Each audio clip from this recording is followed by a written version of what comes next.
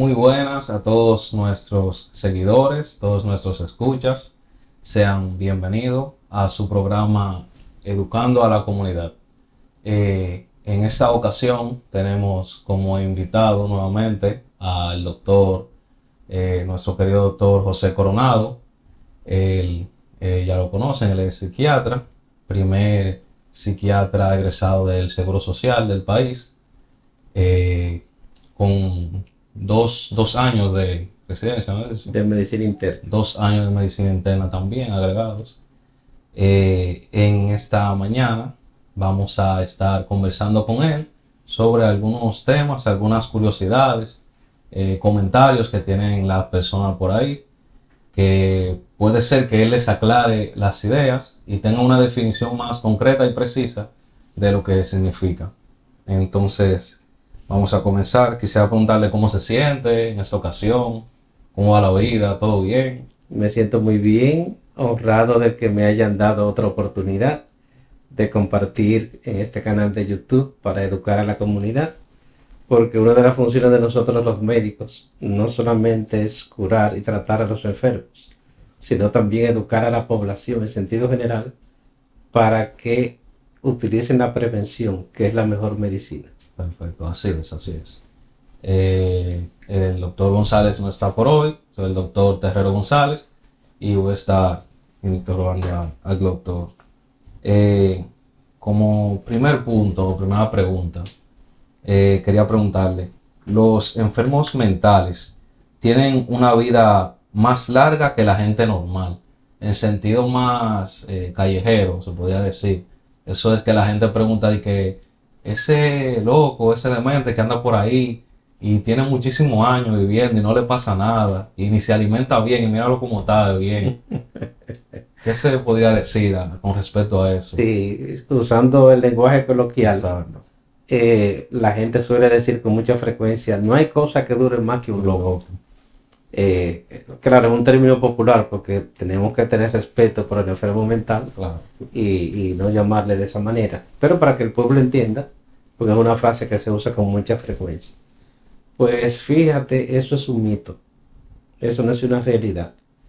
De hecho, según las estadísticas mundiales, el paciente psiquiátrico crónico, entiéndase el esquizofrénico sobre todo, tiene un promedio de vida entre 10 y 20 años menor que la persona que no tiene esa condición. Okay. Y paso a explicarte por qué, porque eso tiene su razón de ser, tiene su lógica.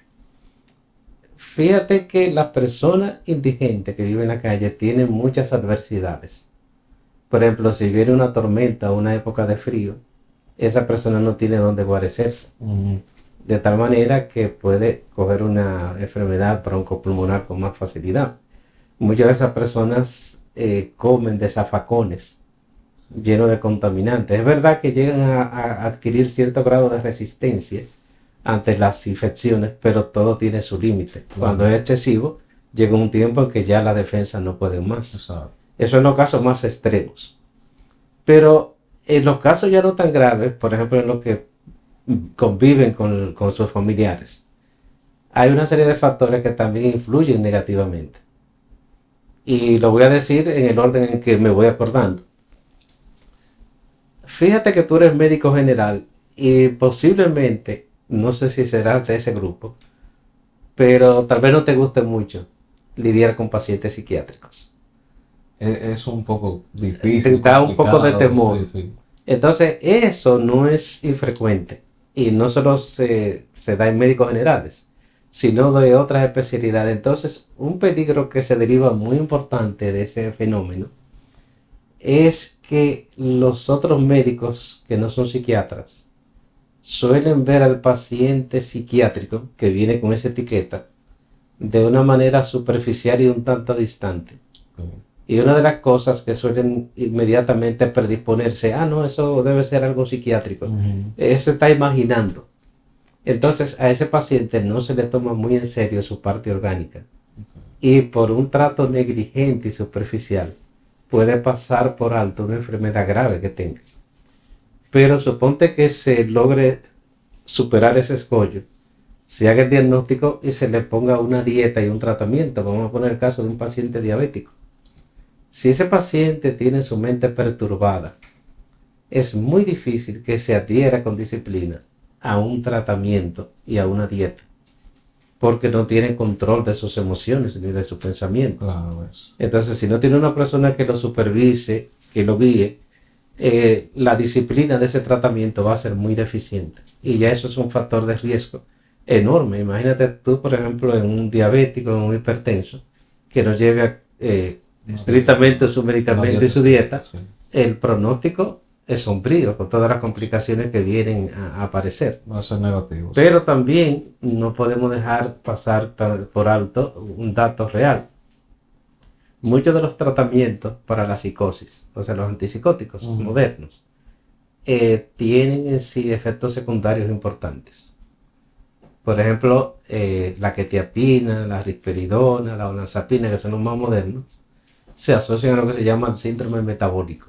Es decir, aumentan los lípidos en la sangre, entiéndase el colesterol, los triglicéridos, aumentan la obesidad, aumentan el nivel de azúcar en la sangre, y todo eso puede predisponer a enfermedades cardiovasculares y a enfermedades como el infarto, el derrame cerebral. Porque afectan directamente el proceso metabólico, biológico, natural del cuerpo. Entonces yo me imagino que con todo eso que te he dicho, con todos esos argumentos y esas razones, ya tú entenderás por qué en realidad no es como se dice, que el loco es el que más dura, sino al contrario, que tiene muchos factores en contra que pueden disminuir su expectativa de vida. Claro, queda entendido, un poco más claro, entiendo, para nuestros seguidores, que es que hace una especie de resistencia o inmunidad, pero hasta cierto punto. Claro.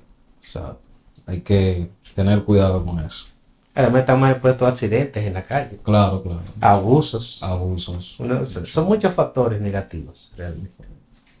Entonces, digamos, podemos preguntar o enfocarnos en otra pregunta o dichos que dicen mucho, como que los alcohólicos o drogadictos son personas inmorales que caen en el vicio porque no tienen fuerza de voluntad. O sea, la gente cree que ellos caen en ese vicio porque quieren, o sea, porque se dan a eso y ya. Sí, realmente esa visión moralista persistió a principios del siglo XX y todavía tiene cierta influencia en la actualidad. Pero tú sabes que la medicina se ha desarrollado mucho. Claro, sí. Y ahora tenemos las neurociencias, las imágenes funcionales del cerebro, la epigenética, una serie de factores y de investigaciones que han llevado a la conclusión de que las adicciones, en sentido general, son enfermedades del cerebro. Wow. Y tienen un importante componente genético. Fíjate que muchas de las personas que son adictas o alcohólicas, cuando uno rastrea su origen familiar, tal vez el padre, la madre, un tío, un abuelo, casi siempre en el panorama familiar hay alguien que también lo es. Entonces ahí sirve la genética, pero también el modelo parental. Okay. Hay como antecedentes genéticos. Exactamente, pasado, casi siempre. Okay. Entonces, ¿qué es lo que pasa? Mira, el cerebro tiene un área que se llama el circuito de la recompensa de la dopamina, que está formado por el sistema límbico y el núcleo accumbens y la parte dorsomedial del cerebro. Sí. Entonces, ahí se producen altos niveles de dopamina. Entonces, en la persona que tiene predisposición genética, el alcohol y las drogas liberan mucha dopamina y eso crea una sensación de placer enorme. Tan grande que la persona se le hace imposible despegarse de la búsqueda de ese placer. Okay. Y fíjate que con mucha frecuencia, detrás de las adicciones, hay otras enfermedades comórbidas como la depresión. Sí. De tal manera que muchas personas alcohólicas o adictas buscan en la droga o el alcohol una automedicación para aliviar sus sensaciones disfóricas. Claro. Sus sensaciones de malestar. Y claro, se produce una recompensa. Momentáneamente sienten que se alivian, que la depresión se va, que la ansiedad se va. Un hombre tímido que no se atreve a declararse a una mujer, se toma 2 o 3 traguitos y se envalentona. Entonces ya asocia que para funcionar tiene que tener esa ayuda, esa muletilla. Y eso va creando una dependencia psicológica y fisiológica Ok. en el cuerpo. Pero no te voy a decir que ciertas personalidades como el antisocial es un tipo de personalidad que se caracteriza por violación de la ley, por desprecio a los derechos y a los sentimientos de los demás y por no sentir ningún remordimiento frente al daño que hace. Esa gente tiene más riesgo Claro. de ser alcohólico o adicto. O adicto a Pero sustancias. eso es un pequeño segmento de la población. Hay muchas personas que no tienen esos rasgos antisociales y caen en la Y aún así adicción caen en la porque dependencia. tienen una predisposición genética. Y de hecho, por eso en el Manual Diagnóstico y Estadístico de los Trastornos Mentales y otros libros de psiquiatría hay todo un capítulo dedicado a las adicciones como enfermedades mentales. Es decir, que no son simplemente una deficiencia moral o una falta de fuerza de voluntad. De hecho, hay 4 criterios de las adicciones que hablan del uso compulsivo. Por ejemplo, dice que el que ya cayó en esa condición termina consumiendo mucho más cantidad de la sustancia de la que en principio se había propuesto. Ok. Por ejemplo, si tú decidiste tomarte una cerveza, pero tú eres un alcohólico, termina tomándote 10 10. o 20. Porque cuando tú comenzaste ya, la dopamina comenzó a funcionar en tu cerebro y ese placer que te produce es tan intenso que tú no puedes parar. Claro. Entonces, otra de las características del uso compulsivo es que la persona dedica mucho tiempo a buscar las sustancias, a consumirlas o a recuperarse de sus efectos. Un tiempo y una dedicación como que no tenía previsto para ese. Para eso, entonces ya ahí se envuelve, deja de trabajar, deja las responsabilidades que tenía y se dedica a la embriaguez. Y no puede parar. Comienzan a faltar al trabajo, a las responsabilidades familiares. Muchos gastan el dinero que tenían para otra cosa en eso. Y así por el estilo. Pero también es importante señalar que sobre todo al principio de las adicciones, el paciente hace grandes esfuerzos por reducir o detener el consumo. El consumo. Pero en la mayoría de los casos ese esfuerzo termina siendo infructuoso. Ok. Quedan vencidos por la adicción. Por la adicción. Y tanto es así que cuando esa persona deja de consumir la sustancia después que ya se ha hecho adicto, para aliviarse de los síntomas de abstinencia, busca consumir desesperadamente la sustancia u otra que haga el mismo efecto. Ok. Por ejemplo, un alcohólico puede consumir diazepam porque tienen efectos cruzados. Ok. Y eso, o sea, realmente es una Son enfermedad. cosas que. Y esa persona, en principio, sabe y le duele entender que está produciéndole daño en su trabajo, le está produciendo daño en su relación de familia, en sus relaciones sociales, en su autoimagen. Y a pesar de todas esas pérdidas y de todos esos riesgos, esa persona se encuentra incapacitada para detener ese camino hacia el precipicio, hacia el abismo. Entonces, fíjate, es una autodestrucción. Sí, claro. De tal manera que se trata realmente de una enfermedad. Ok.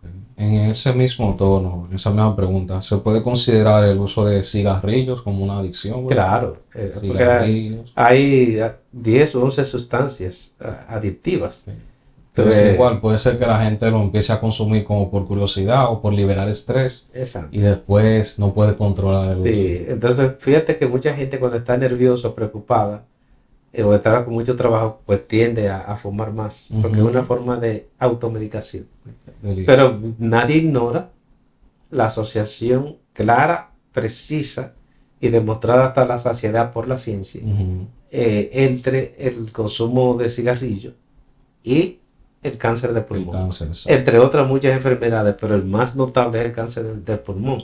Y fíjese que es algo tan demostrado y tan seguro que la ley obliga a los anunciantes a poner en la cajetilla el uso de tabaco es perjudicial para la salud. Y en los anuncios también. A mí me da risa porque los anuncios a veces lo ponen rapidito. Es perjudicial para la salud. Como para que no se note. Pero lo tienen que poner. Claro, por suerte, en cuanto al cigarrillo se refiere, yo veo que hay una tendencia mundial a disminuir el consumo. No necesariamente así lo del alcohol y lo de otras drogas. Porque, por ejemplo, en Estados Unidos hay una crisis ahora del fentanilo. Ujú, Yo no ujú. sé si ustedes han visto unos videos de una ciudad donde hay mucha gente en la calle, gente joven, que parece realmente una ciudad de La zombies. ciudad zombie, si le dicen. O sea, literalmente caminando así, como sin vida, de manera autómata, Ujú. desvestidos o andrajosos, Sí. gente joven, en plena capacidad productiva. Por lo menos O aquí sea, se... esas personas no quisieran llegar ahí. No. Evidentemente están enfermas. Exacto. Pero es muy fácil tildarlas como inmorales Claro, claro, o como basura, pero la ciencia entiende que es una enfermedad. claro, claro. Muy bien, muy bien. Entonces, ¿qué podríamos decir de el choque eléctrico? Hay mucha gente que dice que eso es peligroso o que llevaron a un paciente y después de que le dieron ese tratamiento se empeoró. ¿Qué podríamos hablar de eso? O la terapia electroconvulsiva, ¿verdad? Se puede decir así. Exactamente, la terapia electroconvulsiva, la gente le dice los Los choques. choques eléctricos, sí. Inclusive hay una corriente que es la antipsiquiatría, que inclusive la definen algunos psiquiatras y Mm, médicos no psiquiatras, que han equiparado el electroshock como una especie de tortura. de tortura, sí. Pero eso es otro mito. Ok. Lo que pasa es que la ciencia médica tiene una serie de herramientas a su disposición, que lo importante es saber cuándo y cómo usarlas. Ujú. O sea, lo que está mal es el uso indiscriminado o injustificado. Pero si se usa como debe ser, es una herramienta extremadamente Pero útil. debe haber una causa por la cual se... Claro, yo te voy a explicar ahora más o menos cómo se usa.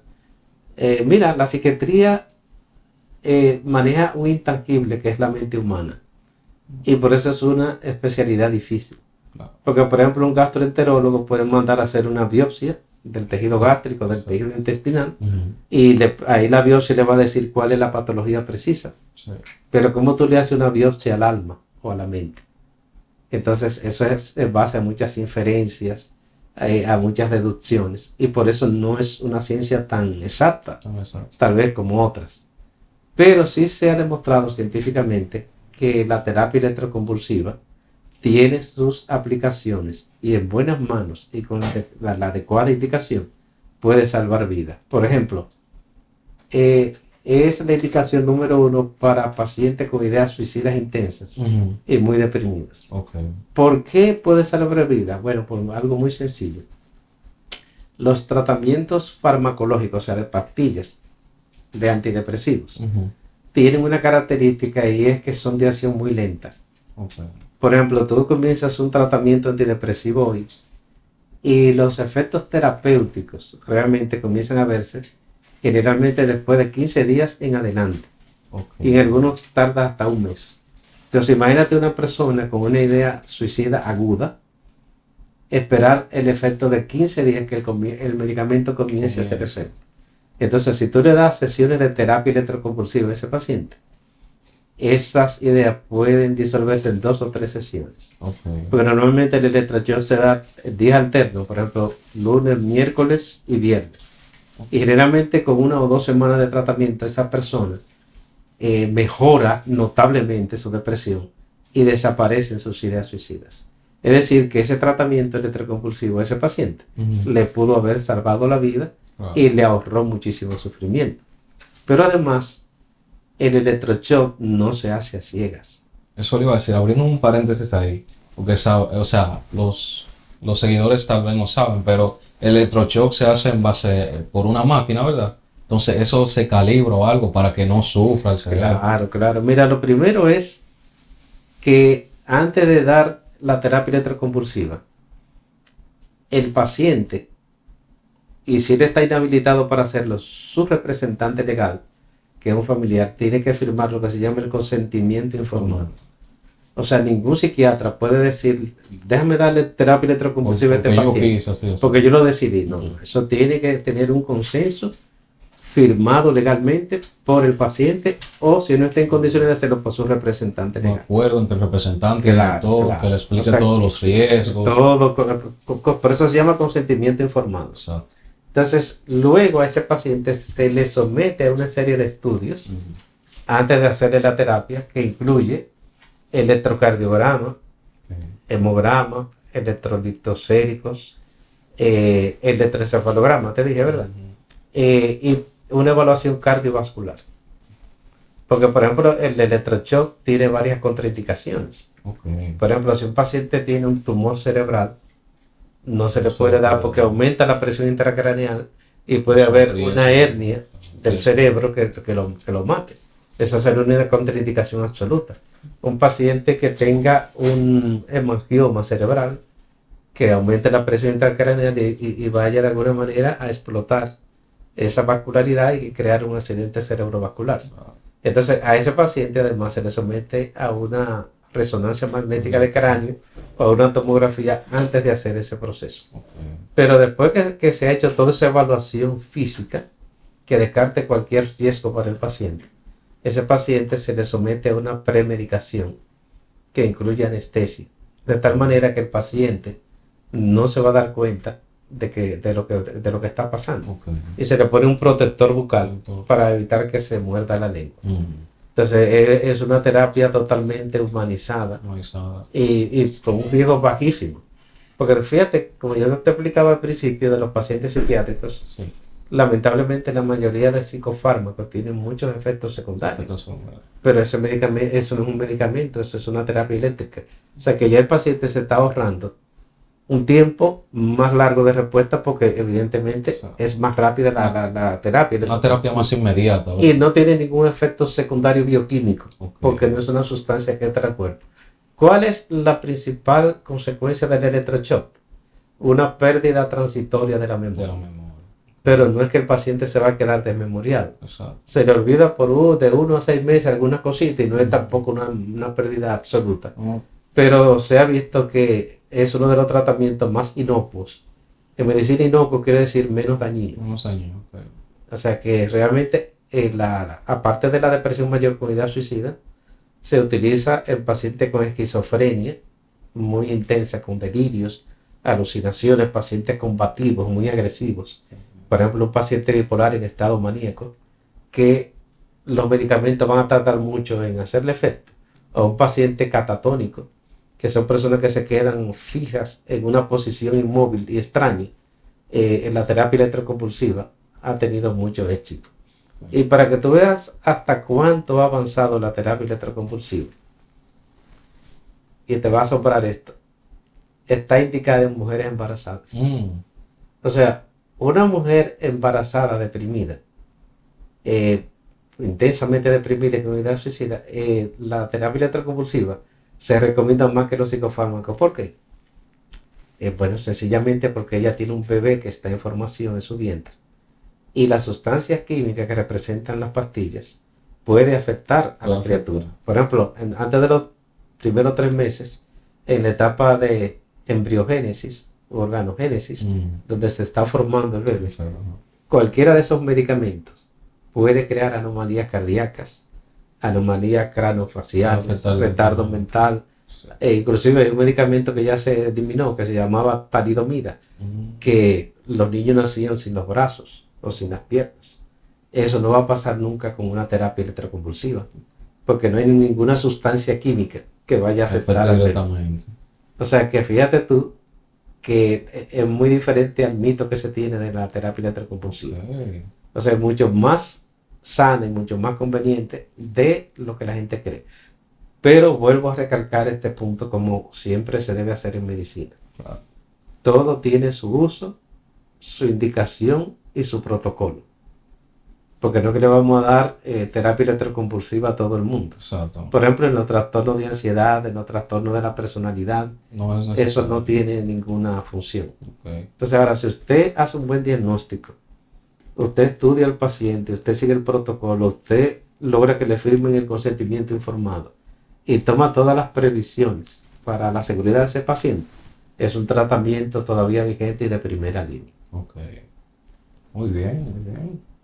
Creo que está muy, muy claro. Tal vez algunas personas, seguidores que tuvieran curiosidad sobre la terapia electroconvulsiva. Exacto. Y ahora hay otra más moderna, la estimulación magnética transcraneal. O sea que en vez de desaparecer va evolucionando. Eso le iba a decir, que usted mencionó que en la antigüedad que se pensaba que era una clase de tortura. Sí. Y esa se ha ido evolucionando y se ha podido ver los frutos de ese tipo de terapia. Sí, porque es lo que te digo, la medicina es evolutiva. Por ejemplo, antes se usaba lo que se llama el choque insulínico. No sé si lo he oído mencionar.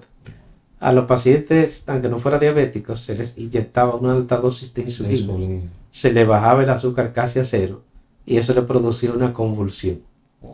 Y se veía que podía mejorar, pero era muy peligroso. Claro. Porque una hipoglicemia marcada Riesgo, puede dañar claro, las neuronas y dejar al paciente con deficiencias o inclusive matarlo. También existía el choque cardiazólico en los años 1700 con Alcanfor. wow, Existía lo que se llamaba el acceso de fijación. El acceso de fijación, cuando todavía no existían los psicofármacos modernos, consistía en inyectarle en el muslo trementina. tremendo. Entonces eso le creaba un acceso dolorosísimo que el paciente, por el dolor, aunque quisiera, no podía moverse. Wow. Eran, podríamos decir, curas de burro. Pero fíjate qué es lo que ocurre. Yo siempre he dicho que no podemos juzgar las cosas con nuestra visión presente, sino con la visión que existía en ese momento. Claro, claro. Entonces, ¿qué ocurre? Que esa gente no tenía a su disposición psicofármacos, no tenían terapia electroconvulsiva, no se tenía el conocimiento y algo tenían que hacer, Claro. porque realmente no tenían a mano otras herramientas. Entonces, ahora, usar el acceso de fijación con trementina es un crimen injustificable. Pero en aquella época histórica no tenían otra cosa a la que recurrir. O sea que hay que relativizar siempre las cosas. Podría decir que es cuestión de perspectiva también, porque una persona que no sea médico, no tenía los conocimientos, pensaba que era alguna clase de tortura o que le estaban haciendo algún mal, pero el médico lo hacía en base al beneficio del paciente, tratando de ayudar, ¿verdad? Claro, claro. Y además tú sabes que a veces la prensa sensacionalista, sobre todo los medios de comunicación, tienen su doble filo. Uno pensaba que era para informar, que esta democratización de las redes sociales iba a mantener una sociedad bien informada. Pero lamentablemente a través de ella circula mucha basura y mucha desinformación, mucha información distorsionada y sensacionalista que le hace mucho daño a la gente. Y toma en cuenta el asunto de la pandemia del COVID. ¿Cuántos fake news o falsas noticias no se difundieron que contribuyeron a crear ansiedad, pánico y temor en la gente? Mucho. Entonces hay que saber discriminar lo que se escucha, lo que se lee en esos medios y buscar información un poco más oficial y más confiable. Eso sí. Bueno, seguimos.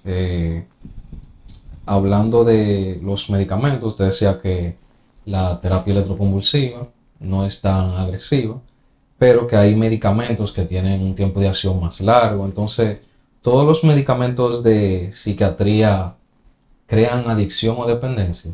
Muy buena pregunta, que es una de los comentarios que la gente más hace cuando va a un psiquiatra, doctor, pero que yo no me quiero hacer adicto a esa pastilla. No, mucha gente tiene miedo a eso, a que le indiquen algo y volverse adicto, y solo por eso no van. Exacto, no. Solamente hay un grupo de medicamentos que sí tienen esa condición, que son las benzodiazepinas y los barbitúricos. Y por eso se utilizan recetas de drogas controladas. Ahora bien, si el paciente sigue las instrucciones del médico en cuanto a dosis y duración del tratamiento, es muy difícil que caiga en adicción.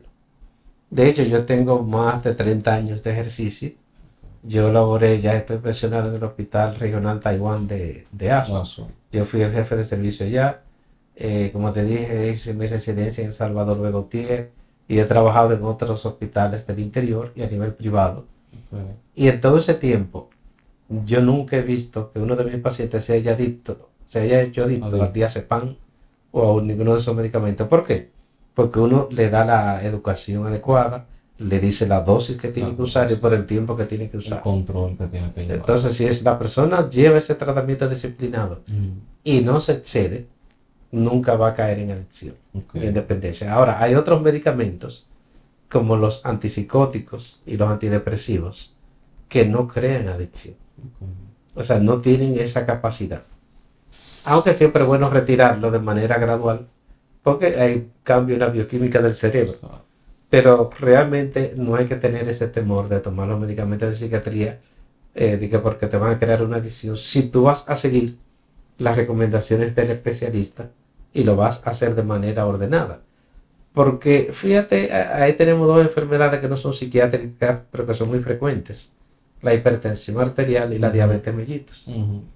La medicina controla esas enfermedades, pero no las cura. No las cubro. Entonces, para el paciente mantener su presión dentro de límites normales y para mantener su azúcar controlada, tiene que llevar de por vida dieta y medicación.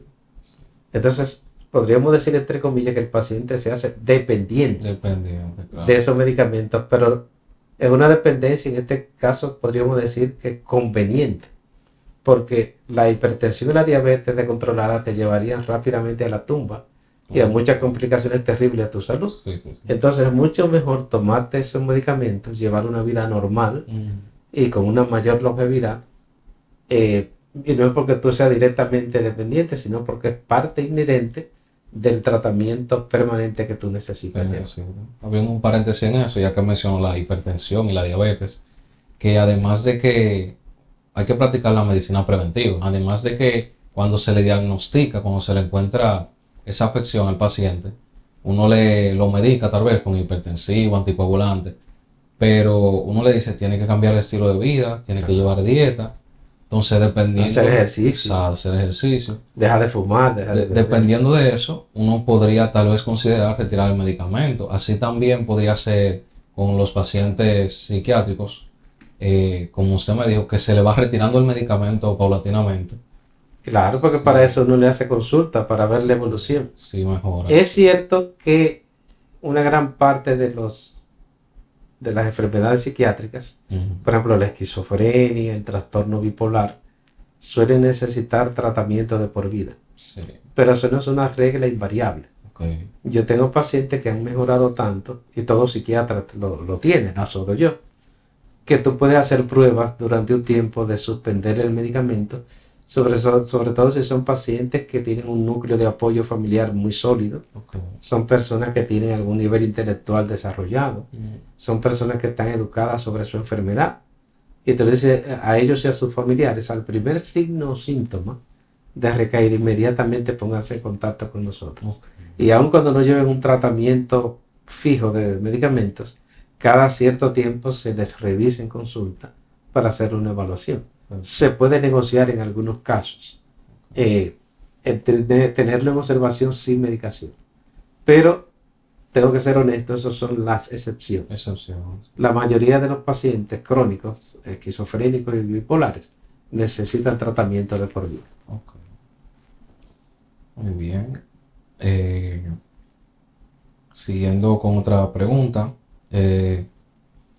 Todos los pacientes psiquiátricos, vamos a decir, los que tienen más reacciones, como reacciones negativas, agresivas, todos esos pacientes que son peligrosos, diría la persona, hay como que tenerle miedo, tenerle fobia, pánico, o eso se podría mediar el trato a ese tipo de pacientes.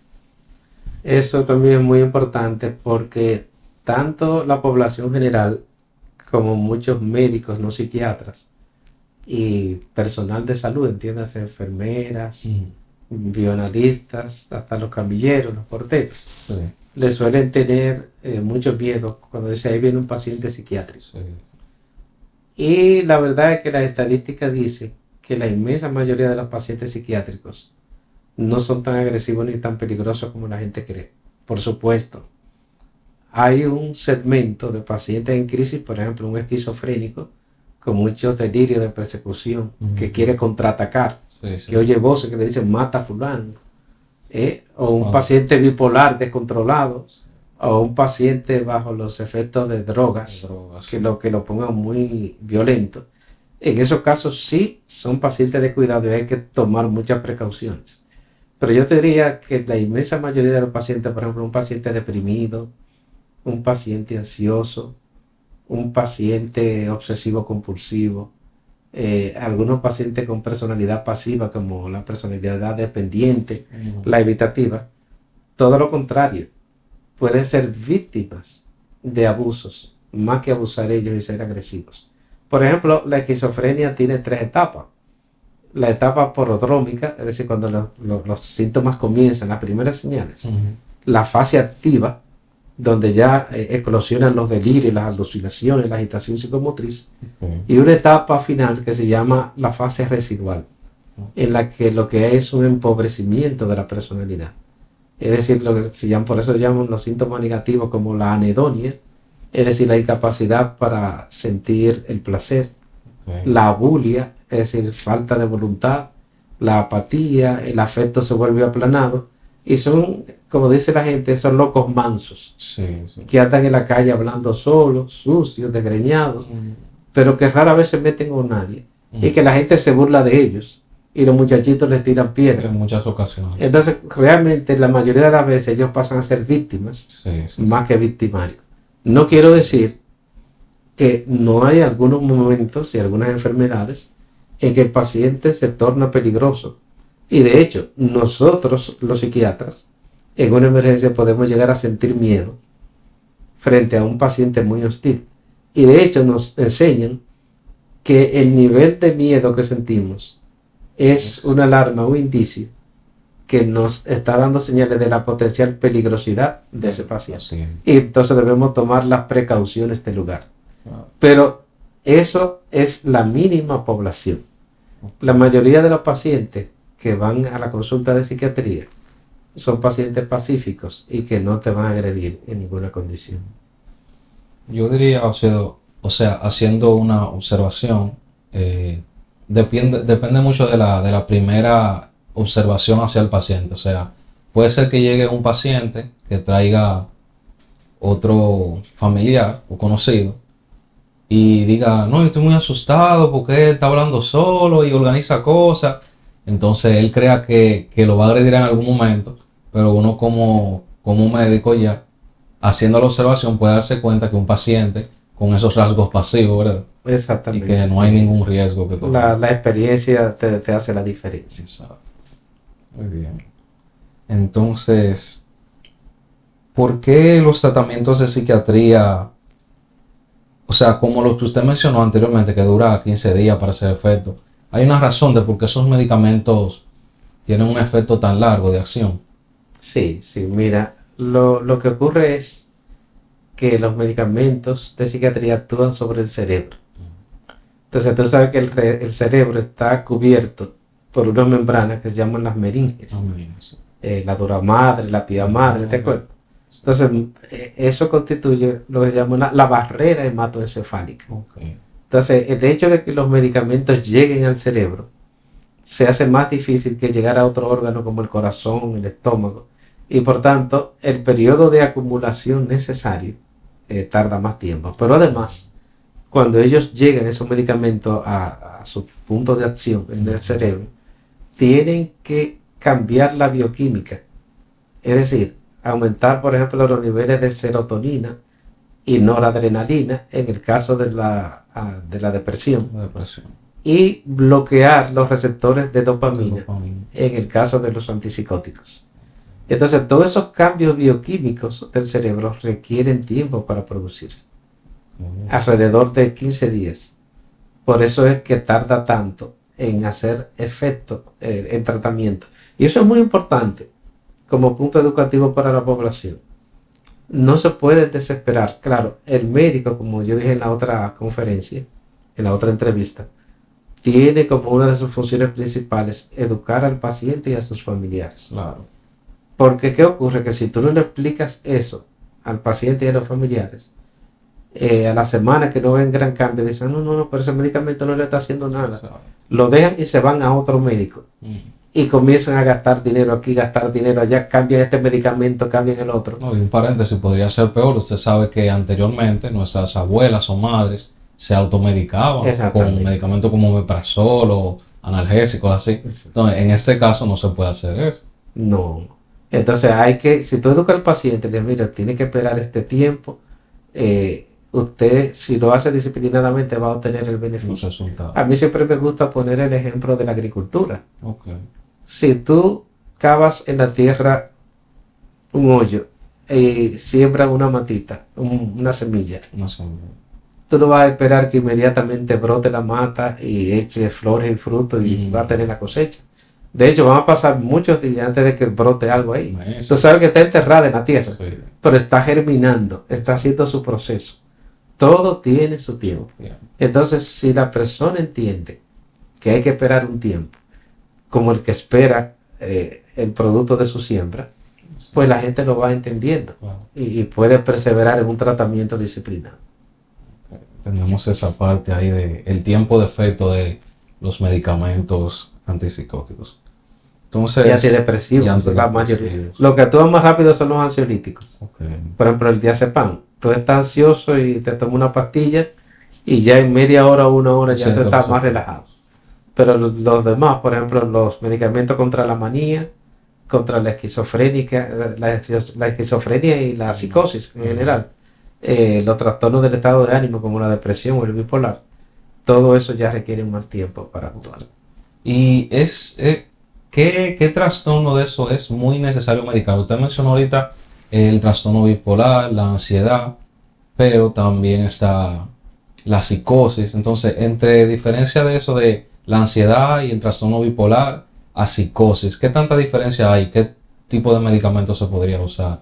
Bueno, para la psicosis se usan, como se llaman, los antipsicóticos. Antipsicóticos. Ahí hay varios, por ejemplo está la quetiapina, la risperidona, la olanzapina, antiguamente se usaba el haloperidol y todavía se usa, pero menos. La cloropromacina, hay una serie de medicamentos y todos actúan bloqueando los receptores de la dopamina. Luego está para la depresión los antidepresivos. Ahí tú tienes la fluoxetina, la sertralina, la paroxetina, el citalopram, el escitalopram y una serie larga de Eso medicamentos. usted mencionó que tiene un efecto de acción más rápido. Es decir, no, esos son lentos también. Más lento. Igual que los antipsicóticos. Okay. Entonces, esos medicamentos, los antidepresivos, lo que hacen es aumentar la disponibilidad del cerebro de un neurotransmisor que se llama serotonina, serotonina y otro que se llama noradrenalina. Okay. Entonces ya los ansiolíticos, que sobre todo actúan en el GABA, el ácido gamma-aminobutírico, y los canales del ion cloro, tienen un efecto más rápido de calmar a la persona y reducir su ansiedad e inducir el sueño y relajación muscular. Okay. Pero fuera de la benzodiazepina, prácticamente todos los otros necesitan un buen tiempo para verse su acción terapéutica. Es lo que se llama la ventana terapéutica. El tiempo transcurrido entre la toma del medicamento y la manifestación de los primeros efectos terapéuticos. Claro, claro.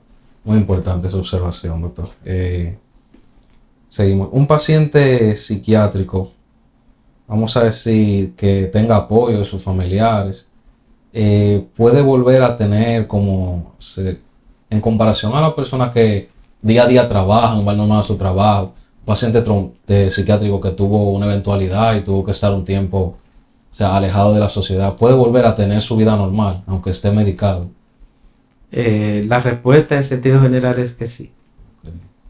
Una de las cosas que ha logrado la psiquiatría moderna es la rehabilitación psicosocial, en gran medida.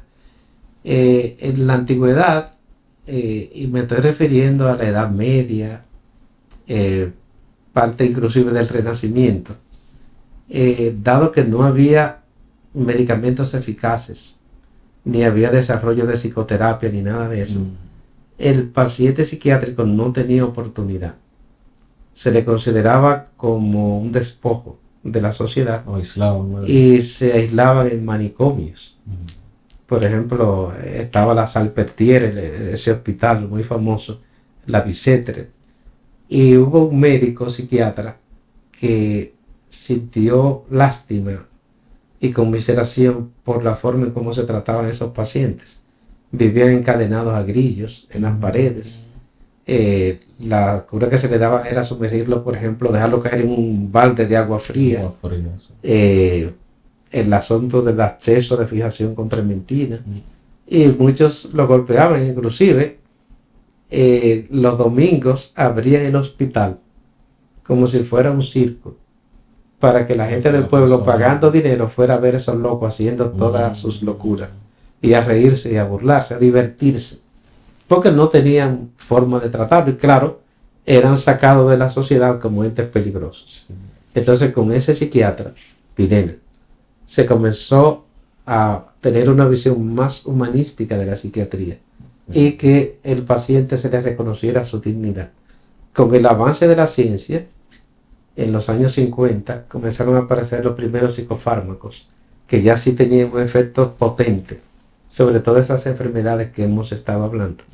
Y luego vino la psiquiatría comunitaria, donde se involucraba a entes de líderes de la sociedad, por ejemplo, líderes de clubes sociales, entidades religiosas, ONG, para que uniendo sus fuerzas le crearan vías de trabajo, vías de provisión de recursos económicos, de medicamentos a esas personas, y sobre todo para disminuir el ostracismo. ¿Qué es el ostracismo? El rechazo por la condición de ser paciente psiquiátrico. Entonces, en la medida en que fue mejorando la farmacoterapia, la psicoterapia y la terapia comunitaria, muchos de esos pacientes se han rehabilitado. E inclusive hay una modalidad de tratamiento que se llama la ergoterapia, que es la terapia por el trabajo. Fíjense qué es lo que ocurre. La mente humana es poderosa, es como un terreno. ¿Qué pasa con un terreno cuando tú lo dejas abandonado mucho tiempo? ¿Qué es lo que crece ahí? Maleza, como le dicen. Entonces, maleza, alimañas, cacatas, alacranes. Pues con la mente humana pasa algo un poco semejante. Una mente permanentemente ociosa, sin horizontes, sin metas, pues comienza a elucubrar pensamientos negativos, baja la autoestima, y es terreno abonado para la psicosis, para la depresión e inclusive para la adicción de sustancias. Pero cuando tú comienzas a agregarle a tu vida propósito, dirección y sentido, entonces ya eso comienza a ocupar ese espacio. Es como cuando tú siembras y comienza a florecer una cosecha interesante, que es automotivadora porque te va levantando la autoestima. Y en la medida en que la gente tiene propósito y dirección en la vida, eso se convierte en un antidepresivo. De hecho, hay gente que cuando están de vacaciones y ya tienen una semana de vacaciones, están locos por volver al trabajo. Porque se encuentran como que no saben qué hacer. Claro, eso tampoco es bueno, porque la gente tiene que aprender a divertirse. Debe haber un equilibrio entre el trabajo y la vida privada. Algo armonioso. No todo es trabajo, no todo es diversión. Todo tiene que tener su justa proporción. Entonces, un paciente, por ejemplo, esquizofrénico, tratado eficazmente con estos medicamentos modernos, que tenga una familia que le dé apoyo, que viva en una comunidad donde se respete el derecho del paciente mental y se haya disminuido esa visión de rechazo absoluto, tiene oportunidad de volver a trabajar. Y por lo tanto también un paciente deprimido, la depresión, el paciente después que sale de su depresión es una persona normal como tú y yo, y puede ser una persona muy inteligente. Lo mismo le pasa a un paciente bipolar. Yo vi una película que me impresionó mucho, se llama Sea Biscuit, de un caso real.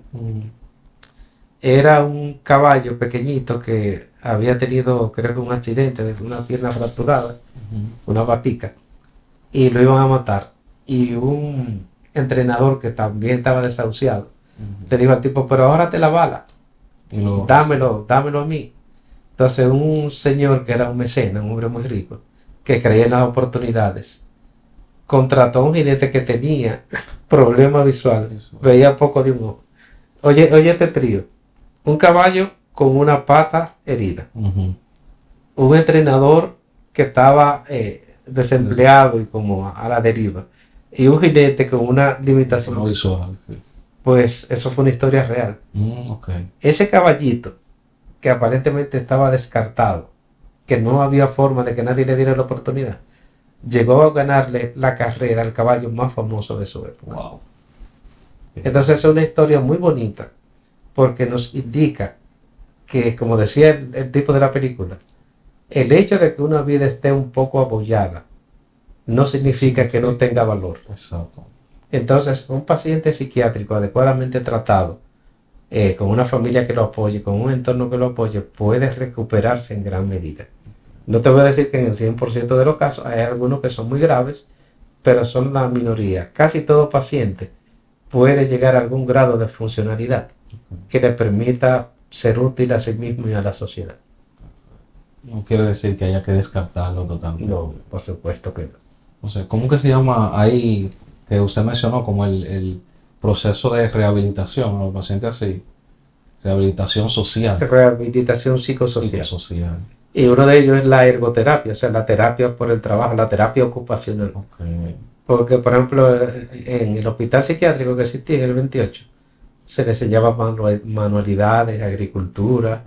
Inclusive esos pacientes pueden salir de esos centros con un oficio que hayan aprendido. Que les habilidad, claro. Exacto. Es como, por ejemplo, las cárceles. El origen de las cárceles, su propósito ideal es rehabilitar al reo, que cuando salga se reconcilie con la sociedad y que inclusive pueda, si no tenía, conseguir una forma de aprender a ganarse la vida. Pero lamentablemente sabemos que eso está muy lejos de la realidad. Sí. Pero eso era su función primaria. Y así debe ser también un centro de rehabilitación psiquiátrica. Que la persona salga fortalecida, que aprenda de sus limitaciones a superarse. Okay. Es así. Entonces, una pregunta ya para culminar. Un paciente que usted lo haya evaluado o lo haya visto, que usted sabe ya que tiene ideas suicidas, ¿usted cree que mencionándole o preguntándole que si tiene puede inducirle más esas ideas? Esa es una pregunta también muy interesante, porque algunos estudiantes y médicos que no son psiquiatras dicen, doctor, pero si un paciente va a mi consulta y no me ha hablado de suicidio, yo tengo que preguntar. Y entonces si yo le pregunto eso, que si tiene en su mente esa idea, yo no se lo estaré entonces sugiriendo. Y él que no lo estaba pensando, o ella. Entonces, a raíz de lo que yo le digo, pensarlo a otra vez. pensar y hasta cometerlo, pues todos los estudios indican que no. Okay. Lo que ocurre es que inclusive el paciente se siente aliviado cuando el médico finalmente le hizo la pregunta, porque se siente comprendido. Okay. Y tiene la oportunidad de desahogar y hablar y decir lo que le está pasando. Entonces puede decir, este médico me está prestando atención. Este médico, que yo no se lo he dicho, se dio cuenta a través de lo que ha hablado conmigo, de lo que ha observado, llegó a mi parte más profunda y más íntima. Y lo ve casi como que le han tirado un salvavidas. Y el hecho de que el paciente pueda hablar, que pueda ventilar lo que le está pasando, ya comienza a ser una catarsis que puedes comenzar a aliviarlo por sentirse más comprendido y que puede haber una ayuda. Y entiende que a otros pacientes le ha sucedido lo mismo, porque el psiquiatra se dio cuenta. O sea que todo lo contrario, a todo paciente que acude a una consulta de psiquiatría o de psicología, aunque no lo mencione, siempre es bueno preguntarle sobre ese tema. Porque eso puede salvar vidas. Perfecto. Pues nada, supongo hasta aquí el contenido. Le agradecemos mucho que haya estado nuevamente con nosotros. Esperamos que se suscriban y compartan para poder seguir trayéndole más contenido de calidad, como lo hemos estado haciendo.